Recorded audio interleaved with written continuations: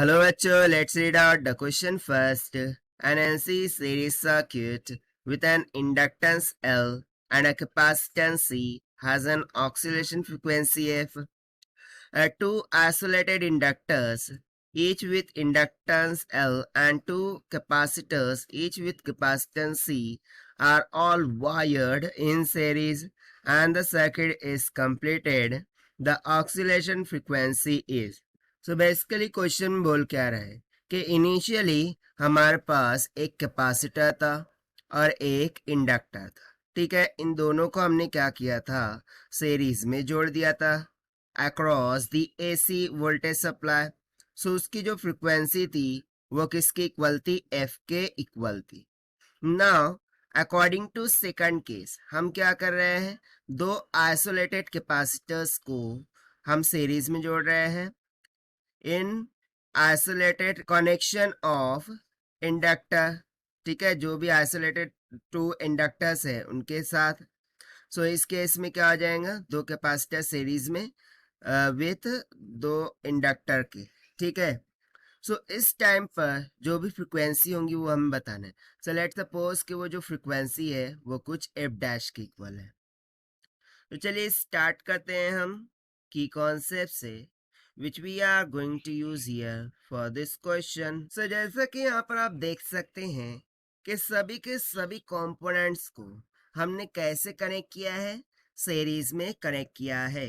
तो इसके लिए हम रेजोनेंट फ्रीक्वेंसी का कॉन्सेप्ट लगा देंगे, omega R is equals to 1 by under root of L C. So C here initially यदि मैं यहाँ पर टू केसेस की बात करूँ, ठीक है, first one will be initial one. So initial case में एक ही इंडक्टर एक ही कैपेसिटर्स था। सो उसके लिए रेजोनेंट फ्रीक्वेंसी हो जाएंगी F R, this will be equals to 1 by 2 pi under root of L C. Basically omega क्या होता है, 2 पाई एफ। सो यहाँ से हम एफ आर क्या लिख सकते हैं, 1 by 2 pi under root of L C के इक्वल। ना इन द सेकंड केस यानी कि इन फाइनल केस, ठीक है, फाइनल केस में क्या हो रहा है कि दो कैपेसिटर सीरीज में है और वही दो इंडक्टर क्या है, सीरीज में है। सो इस केस में यदि मैं इनकी फ्रीक्वेंसी कैलकुलेट करूँ, सो उसके लिए मुझे पहले तो एल इक्विवेलेंट कैलकुलेट करना होगा। सो एल इक्विवेलेंट दोनों सीरीज में है। सो ये एल प्लस एल कितना हो जाएगा, सिंपली ट्वाइस ऑफ एल के इक्वल। और सी इक्विवेलेंट जब सीरीज में होता है तो कैसे करते हैं हम, C into C divided by C plus सी।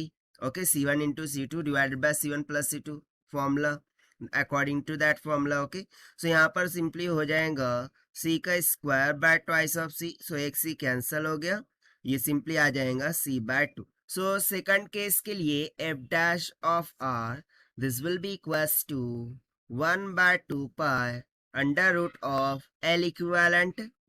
ठीक है, एल इक्विवेलेंट हो जाएगा into C equivalent and this will be equals to 1 upon 2 pi under root of L equivalent कितना है, twice of L into C equivalent आया है सी by two. सो यहाँ से 2 कैंसिल हो गया and this will become equals to 1 by 2 pi under root of LC. Now, if you see here, so f dash of r और f of r दोनों क्या आया है, सेम आया है। यानी कि इससे हम एक कंक्लूजन निकाल सकते हैं कि after increasing the number of inductors, यानी कि हम 2 कर दे 3 कर दे, उससे कोई फर्क नहीं पड़ेगा।